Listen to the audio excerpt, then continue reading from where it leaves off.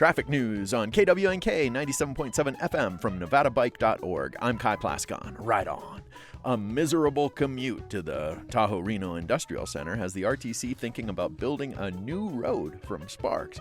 It's to reduce traffic congestion, but the plan does not include methods that are proven to reduce traffic congestion. Bikes and buses are not included. A link to the plan and comment form is on the Facebook page of the Nevada Bicycle Coalition. Need your bike fixed but don't have tools? The UNR Del Mar Library has a new free bike lab.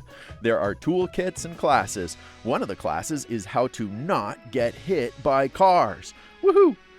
The bike lab is funded by $15,000 from the Gregory Nelson Living Trust via Frankie Sue Del Papa. You can also get bike repair and learn how to fix your bike really cheap at the Reno Bike Project on Grove Street. A driver hit a person on a bike a couple of weeks ago. The cyclist had life-threatening injuries, and police closed California Avenue. The driver did not flee the scene, and police said that speed or impairment were not factors. And in other news on the impact of cars, Single Tracks magazine featured Sky Tavern's bike park. It's got 10 miles of paths. The magazine said that this is a trend for ski areas as they try to cope with shorter winters due to climate change. Greenhouse gases from all your cars are a contributor to climate change. Ride a bike sometime. Oh, and bike night is free. It's on Wednesdays. It starts around sunset. It's at Believe Plaza. Hope to see you there.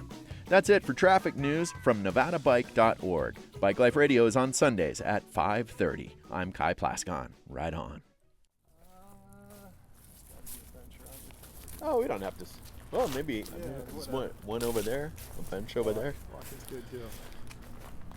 We're walking through Quincy, California. You're listening to KWNK 97.7 FM Bike Life Radio from the Nevada Bicycle Coalition. I'm Kai Plascon. Right on. And again, we're walking through Quincy, California, and we're with Matt, who is with the Adventure Monkey. There's no S on the end of that, right? There is an S on the end. Oh, darn it! Adventure-monkeys.com. All right, so we can't just be an adventure. You're not the Adventure Monkey, are you? Multiple adventures in the Adventure Monkeys. You're now officially one of them. Welcome to the club. Welcome to the club. I didn't even. I'm proud, but I that wasn't my intention at all. No, you're 100%. So, what is Adventure Monkeys? It's years of me hanging out at the woods. Growing up in Western Pennsylvania, my grandparents' farm, hanging out and riding bikes and being a kid and taking that life to a different level, Moving to Tahoe eventually, fighting fire with the Forest Service and kind of chasing this dream of living the best possible day-to-day that you can. And brought myself to Quincy in 2014 to fight fire with the Forest Service. I was working on the helicopter up here, and the scene is really what brought me up here. Greg Williams and bringing the Buttes, doing what they've done. It's the Sierra Buttes Trail Stewardship. Yeah. They, I've been riding on the coattails of those guys from the beginning. Got to say that. For sure. It's what they've done up here. I wouldn't be able to do anything without them.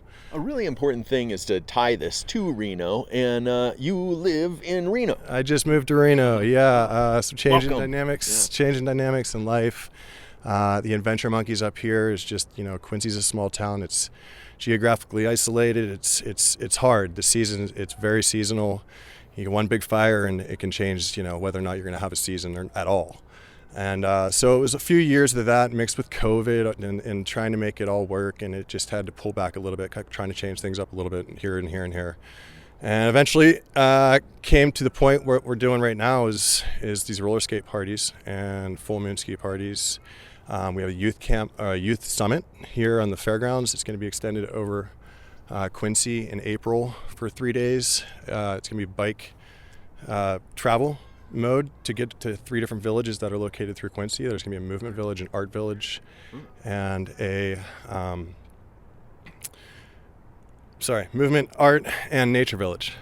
And So that's in Quincy here. Again, you're listening to KWNK 97.7 FM Bike Life Radio.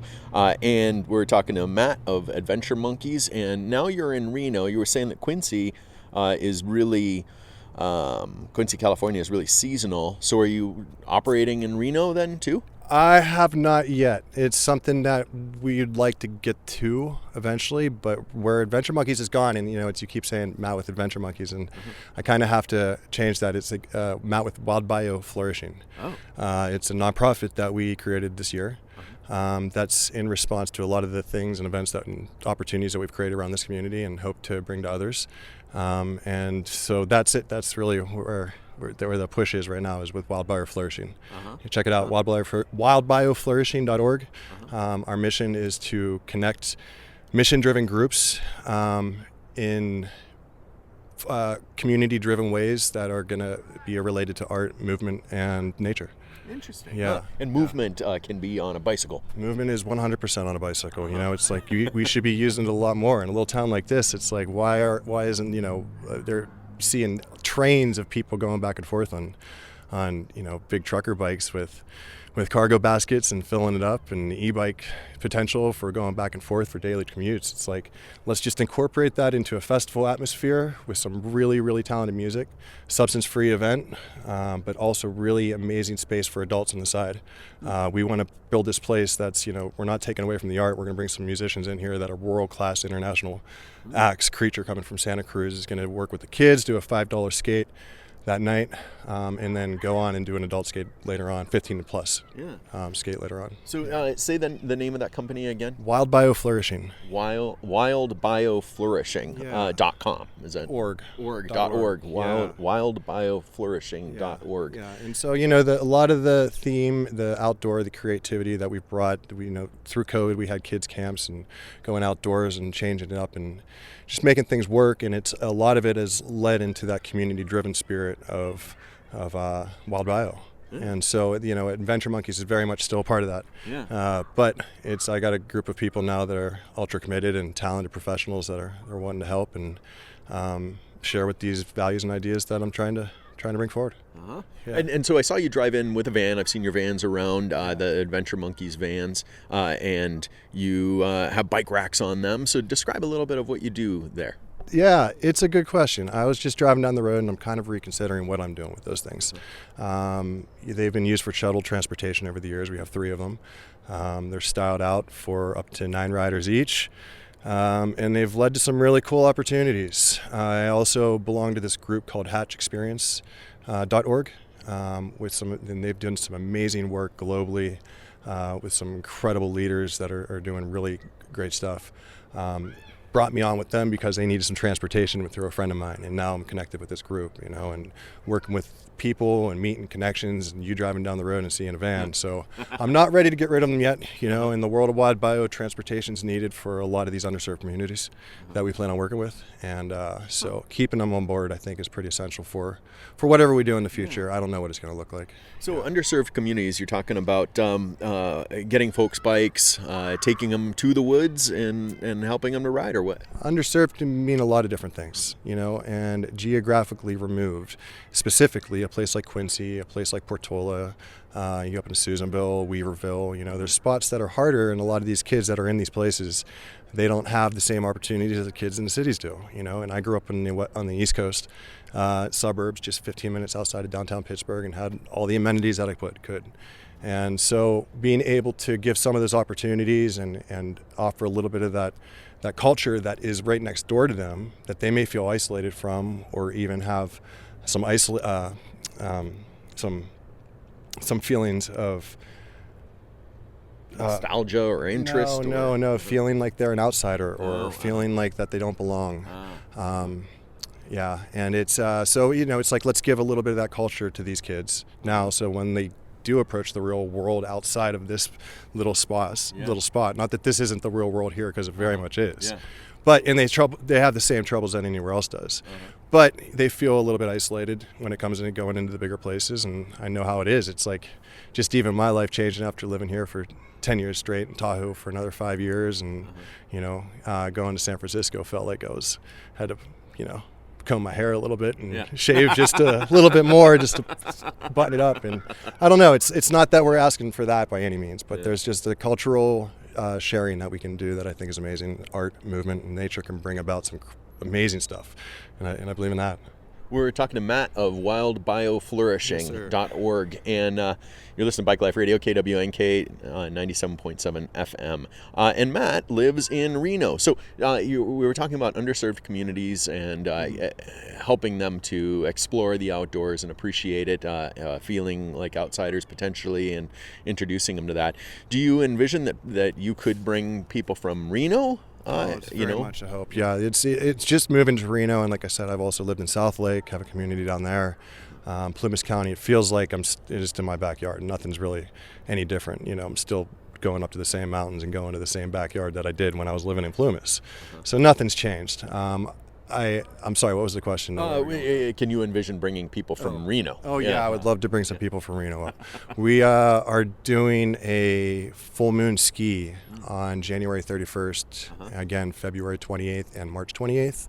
And it was an uphill skin race at 4 o'clock. Going to do a skin race up Johnsville. Everyone gets to the top. Whenever they get to the top, ski down together, hopefully. And to the top of the mountain there? Or? Not to the top of Eureka, to the top of Johnsville Ski Bowl. And we're going to do a bunch of different creative ideas to make the race more interesting as we go through the season. Co-ed race, the third race, and So will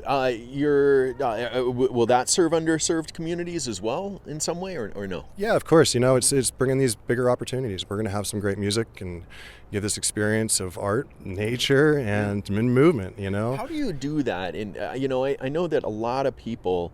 And the Reno Bike Project is a good example of serving underserved communities, and a lot of people want to do that, but it seems that it can be hard to find folks who have the time and interest. Yeah, my background's in firefighting, so that's what I do in the summer. Yeah. At this point, that's what I did last summer. I worked for a contractor working with NB Energy and made some money, and was able to focus on this all winter long, and it's just been back and forth because making money is, you got to eat, but you also got to try to live out that dream as much as you possibly can, and I've been able to find that balance is just barely by the skin of my teeth. It was just funny driving down the road, wondering, it's like I feel like I quit drinking coffee, and I was drinking some tea, and it was like I feel like I'm a little more mellow going in today, and so I don't know, it's All right, excellent. Let's talk a little bit about what kinds of things you've done, Matt, from wildbioflourishing.org, in those vans that you have that have all the bike racks on them. Is there a favorite story of I brought these people to do this thing and this thing happened? Or I don't know. There's one thing I've learned, I think, is don't start anything off by saying, I'm in the industry. Oh. Really? What industry is that? The bike industry? The bike industry. If you tell me you're in the industry, I think you're about 400% chances of going down in the first 5 minutes of your bike ride are going to happen. I've seen it happen weirdly a number of times. People tell me that they're into the industry. And right before a bike ride? And then they drop them off on top of the hill and they auger themselves into the ground real quick. Really? It's happened a few times. Wow. It's happened a few times. Interesting. That's a new one. I have never heard that story before. No, man, there's been some amazing stories. It's like you take some kids up there that have never been in the mountains. When I was doing my camps, and it's incredible. It's the first time that they come around a corner and see the exposure. Their eyes light up. They don't know if they can do it. You tell them to get up out of the saddle and bend their knees and keep looking forward, and next thing you know, they're doing these things that they never thought they could do. And the reward up there's it just keeps on going. It's I think working with the kids is always been the funnest part. The reward has been the greatest. You see parents trying to give 100%, but they can't. They have a life. But if I give 2 hours, it's like I can give 100% in my 2 hours and walk away from it knowing that it felt great, and hopefully there's some kind of whether it be bike crash that they miss out on later on, or a piece of advice for a broken heart, or whatever it may be. It's you don't know. So working with the youth has been a super cool thing. And it's where I see the future of Wild Bio, and I see the future of this country. It's important, Sympathy, empathy, respect is a thing that is welcomed here and appreciated, and we really expect it, and so I think those are things that could be valued everywhere a little bit more right now. Yeah. We're talking to Matt of wildbioflourishing.org and adventuremonkeys.com. Is that one .com? Yeah, .com. Adventure-monkeys.com. Yeah, everything's pretty quiet right there. We're going to push you over to Wild Bio. You can buy tickets to the Full Moon Ski. Tickets include your race entry. Racing is not mandatory. We want everyone up there just to experience the night. Music under the stars. Band Nightbrain's going to be playing at 4 o'clock. The Turpus Score is going to be opening up at 3. Braids with Savage Cabbage going to be in the lodge afterwards with Coupe de Loop. And expect to be a really amazing night. Wow, yeah, that sounds really fun. And that's in partnership with Plymouth Ski Club and some friends of mine that I've been working with here at Vibecross Productions. These guys have been huge help. They're helping out tonight. We're meeting up with them for the skate party. We do the skate party tonight. We have some roller skating, full van full of roller skates. Got some people hanging off the ceiling doing aerial arts, live painting, and some live music. It's gonna be amazing. Yeah. So you live in Reno. But you're doing all these activities out here because you have connections here. Are you thinking of doing these same kinds of activities in Reno, or not so much? Things have been progressing pretty quick in these last couple months with us just kind of putting the official stamp on things, me getting the website locked down and starting to put our name out there, and opportunities have been coming our way in the perfect amount of time. So I think as I see a need to do more, I'll start reaching out more. But at this moment, we're pretty good. But hey, if you want to have any kind of an idea, partnership, creative, or otherwise that involves movement, community, and some good space together, hit me up and I can help facilitate some cool stuff. How do they do that, Matt, of wildbioflourishing.org? Well, it starts in every community you go to. There's a health department. There's some form of a recreation department. There's some form of artist community, one way or another, whether it's the local artist, county arts, or some few local vendors or whoever it is. You hope that there's some people like that. And my idea is to go into these communities and connect these people. That's it. And growing up, especially in the 90s, there was a very different line between artists and athletes, and it was either you were one or the other, and it was annoying. I always considered myself both, but like you really couldn't fulfill yourself in both of those equally. And I definitely led towards athletics and love putting myself in that physical world, and endurance, really love the endurance side of sports. And but there's also this community that comes together with that world, and I saw what that was, and then you bring art into it, in natural spaces, and it's like the magic that happens, the energy that's created is like the greatest force you can imagine, and so that's my idea, and it's just go in these communities and like put them all together. Reach out and figure out like who needs what. It's like all these places, they need something, and you find out what they need through the source. They want to be there. They are on the ground. They understand what their own art needs are. So you just work within the community to bring it. And we have some great access to fantastic musicians, internationally known, that can come and bring a crowd and maybe economically boost an area at the same time. And so there's a way that we can all work together. That's the idea. You're listening to KWNK 97.7 FM Bike Life Radio. I'm Kai Plascon. Right on. We're talking to Matt of wildbioflourishing.org. And one of the things that I've always been curious about, and it doesn't seem like we have lots of adventure in Reno and lots of outdoor activity possibilities, but there aren't really companies capitalizing on that. Man, I moved. I'm living right next to the J Resort, and it's like you think why isn't there somebody that's really close there that's saying, hey, we're the freaking gateway to the outdoors. We're this close, and the river access going up and out and to the Verdi and then looking over into Mount Rose is just phenomenal. I am blown away. Every time I go to Reno, it is better than the last time. And I end up moving there, and it's I miss the trees. I'm not gonna lie. I grew up in the woods, and I do miss the trees, but they're there, and I can get to them when I need to. And Reno, the community is just the best.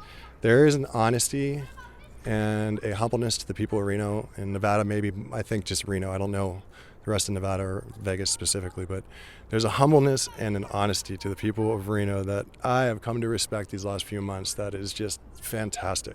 At this point in my life, who I was, whatever, who I'm becoming, it's like I needed it, and it's a good thing. You know, it's like every interaction there is kind of special at this point, and I'm taking it as such.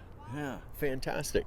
Congratulations. What's your impression of why there's, I mean, I think there is one downtown company that does do river tours and other types of tours, but why isn't anybody running shuttles up to Peavine or somewhere in the Tahoe area from Reno? Why isn't that happening, do you think? It's really tough, man. Running a shuttle for anything, to transportation business, you know, and then you get customers that are like, you're charging $40. It's like, dude, what? I'm losing money on this shuttle, you know, one way or another. It's still, and so that's probably the biggest thing that I imagine is just, it's the challenges of operating a small business and trying to make a startup like that. It's just, I don't want to say impossible, because you know, it is 100% possible, but I feel like the backing of it's going to have to be something that's bigger, and you know, and I don't know, it's harder for the little guy to make it like that in the space. Hopefully, but it would be cool though, even if, you know, that the casinos realized that opportunity and shifted the direction of, you know, whatever that is, into something a little bit more healthy, because the opportunity's there, and it's like, dude, you know, the river, the access, the bike trail, Idlewild Park, it's all just incredible, man. Yeah, it's really good. If people discovered that in Reno, then they might not gamble, you know. They might be I don't know. You hit them young, man. You know, it's like that's where you throw a roller skate party out there and show them sitting here and spinning around is a little bit better than pulling down that thing in a 7-Eleven or wherever they're at. I don't know. The grocery store. Smoking a cigarette. Yeah. So that's where, you know, that little bit of a difference hopefully will shift communities and cultures, man. You know, who knows? That's the fight that I think we're all trying for, though. You know, that's working on this level of trying to having purpose in this world. You know, like, where can we make a difference and how can we make a change? What can we do to like create a world and culture that is full love and sympathy and empathy and compassion, taking care of our neighbors and making sure that we're going to be all right. Talking to Matt of Wild Bio Flourishing. You're listening to KWNK 97.7 FM Bike Life Radio.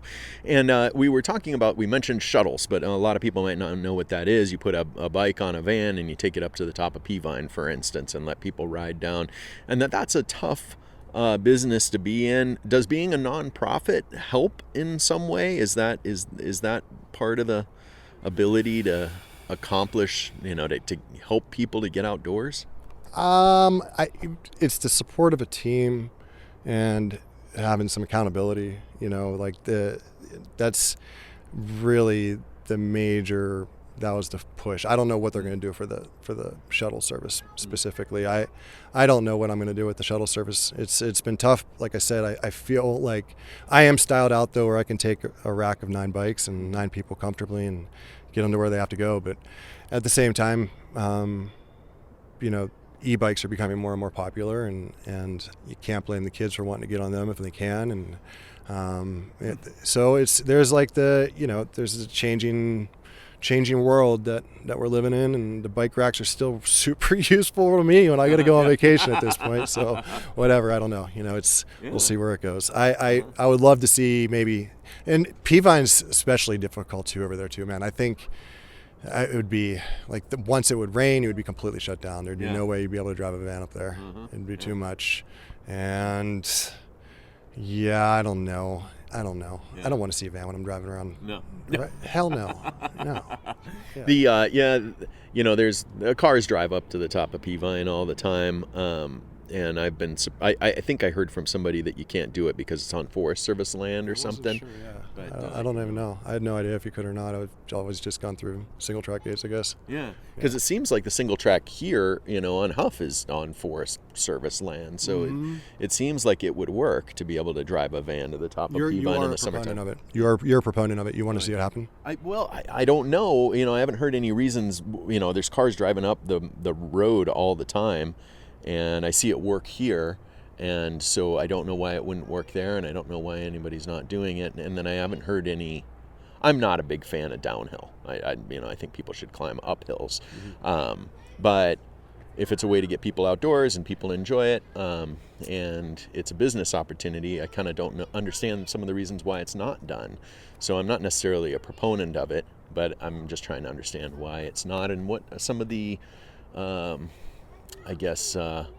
arguments against it are.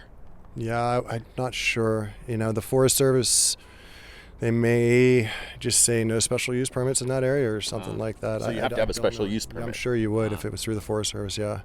Yeah, reaching out to whatever that ranger district is right there, Humboldt-Toyalby, I'm assuming. Yeah.